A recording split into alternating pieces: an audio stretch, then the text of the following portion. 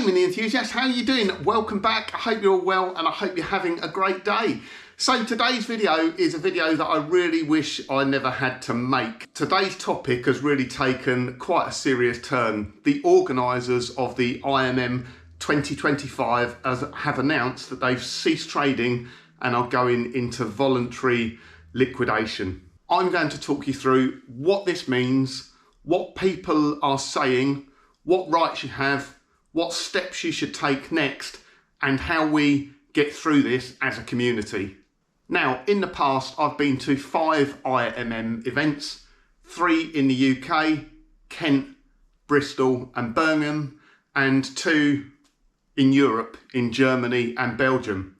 They really are close to my heart. I really do enjoy the IMM events.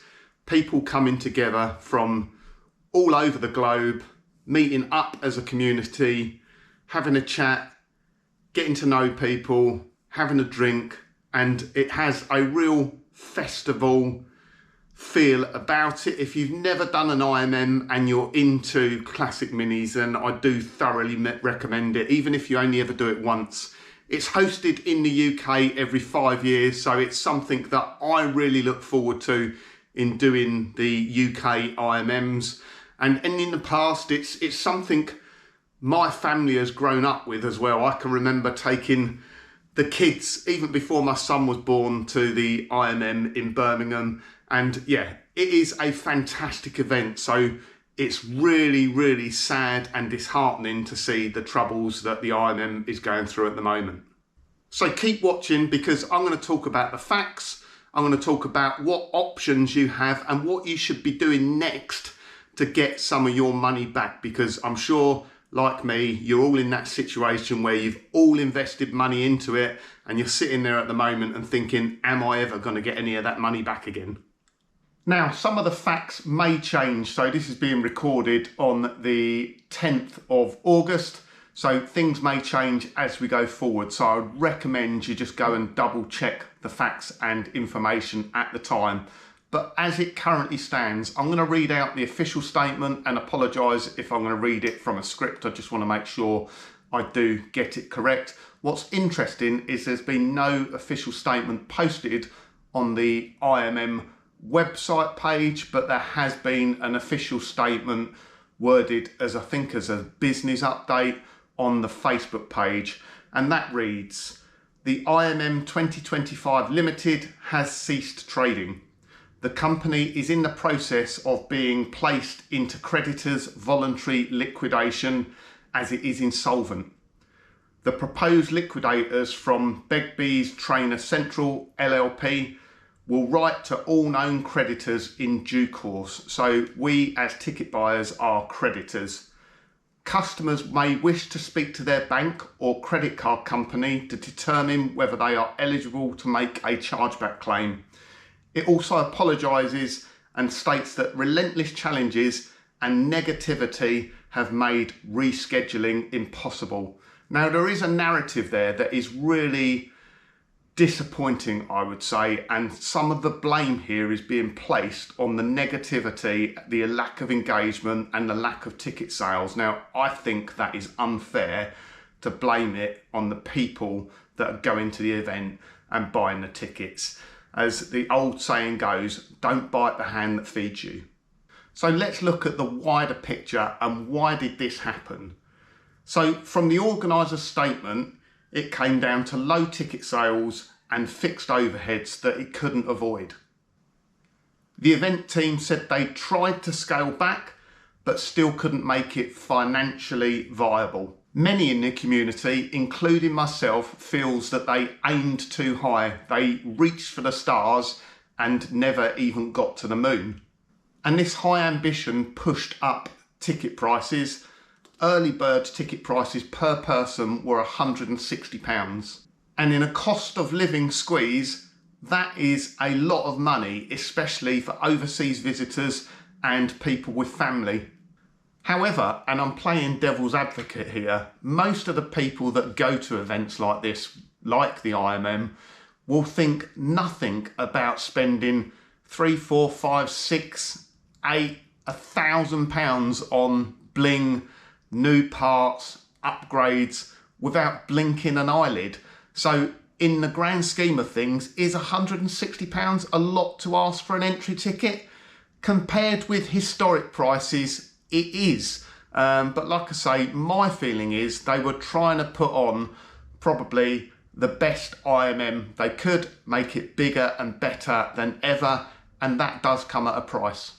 So what are people saying on social media? There is a lot of negativity, sadness, confusion, and generally there has been really, really poor communication from the event organisers.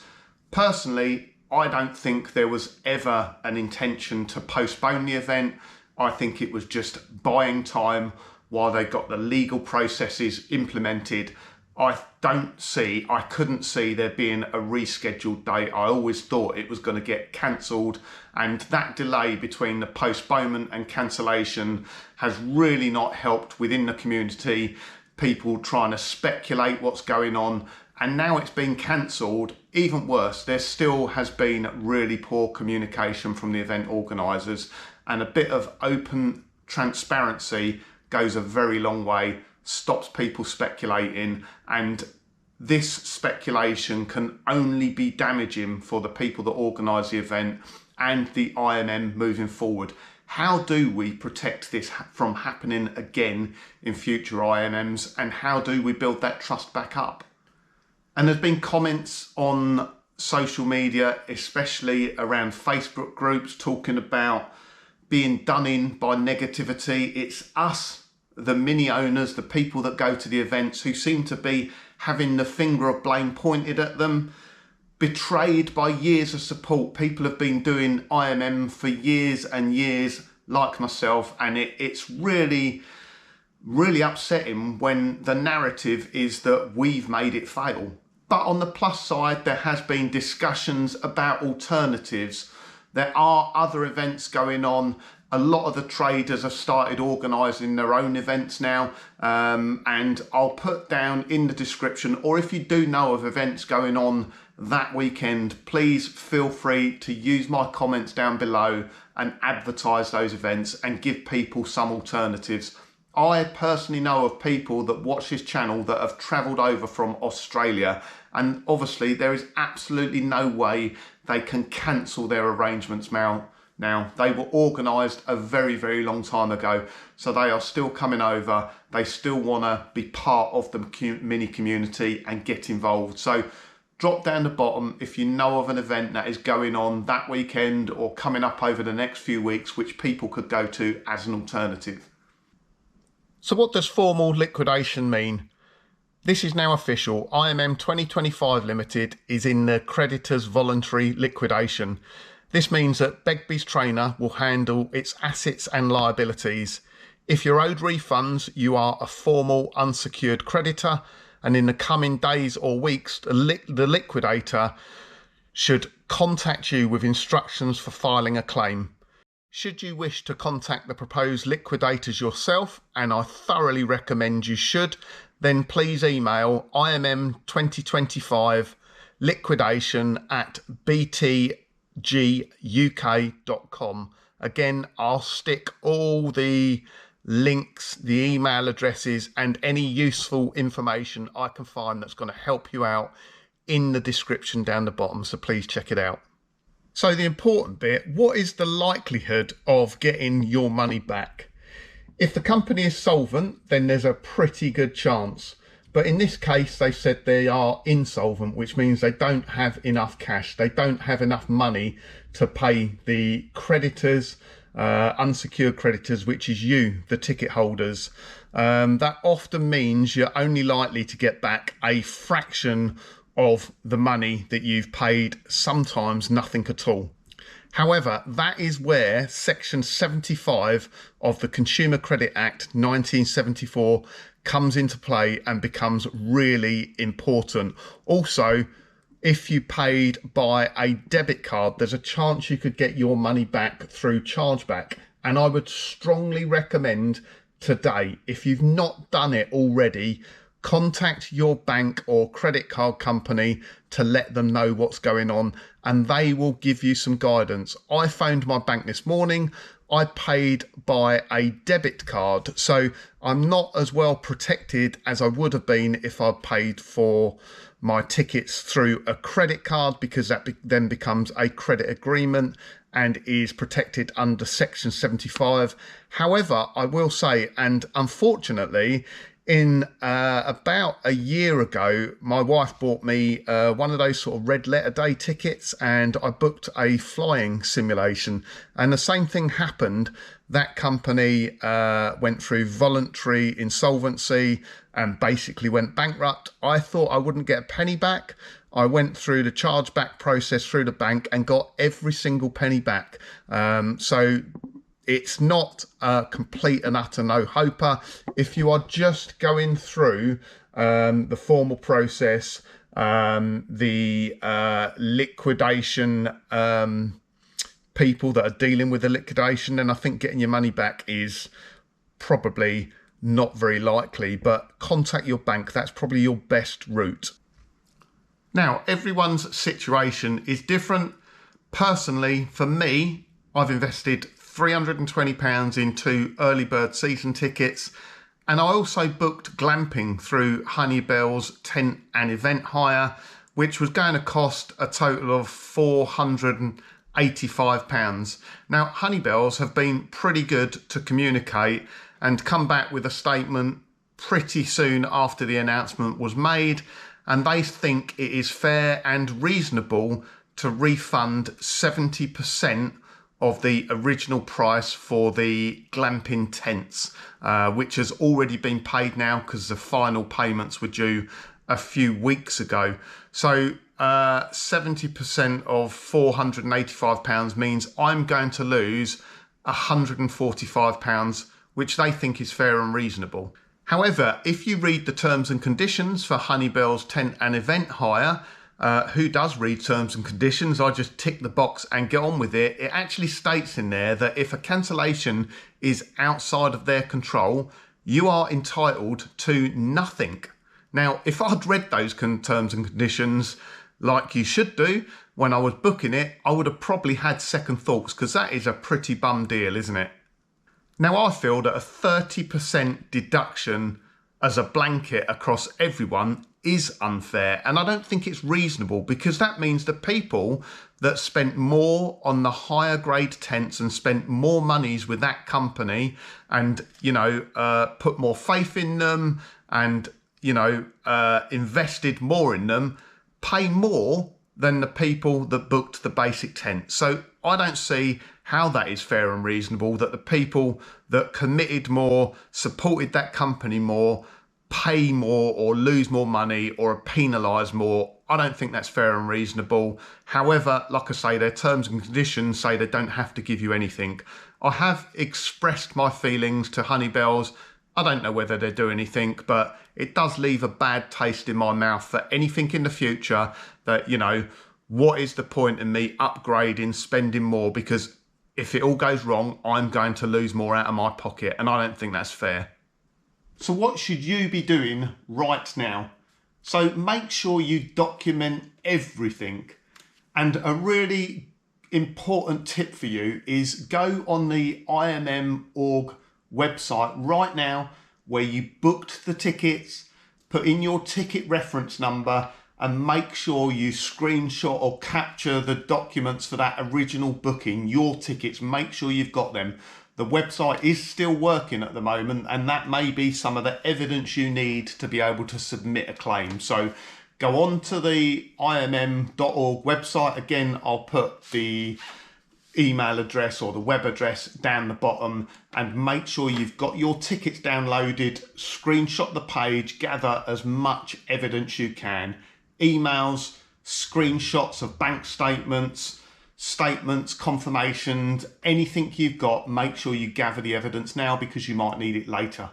Watch your inbox, look out for your emails, make sure it doesn't go in the junk, because the liquidators, Begbie's trainer, will issue you some extra instructions via email. Now, if you paid by credit card, that was a sensible thing to do, because you are protected by the Consumer Credit Act 1974, and you can file a Section 75 claim. This allows you to bypass the insolvency proceedings and may secure a full refund of all of your ticket costs. Use templates from Money Helper or Citizens Advice, and again, I'll stick some links down the bottom. If you paid by a debit card like I did, you may still be protected via a process which is called chargeback. It's not guaranteed, but it is possible, so contact your bank, let them know what's going on, and they will give you advice. My bank come back to me and said you need to wait until either they failed to deliver the events, so the event was the 21st of August, so I need to either wait for the 21st of August, or I need the official announcement on like Companies House or an email from the insolvency company to say that they have gone or started proceedings. You can only submit that chargeback claim once, so it's really important you've got all the evidence ready and you do it at the right time. But most important bit is contact your bank and let them know what's going on. Now, it's unlikely anyone in the UK would have taken out travel insurance. We just kind of don't do it when you're traveling locally. But people coming from abroad, check your travel insurance because you may be covered for the cancellation of an event. Seems like a no-brainer, but just go and check it out. You never know, you might be covered. They might be able to help you out in some way.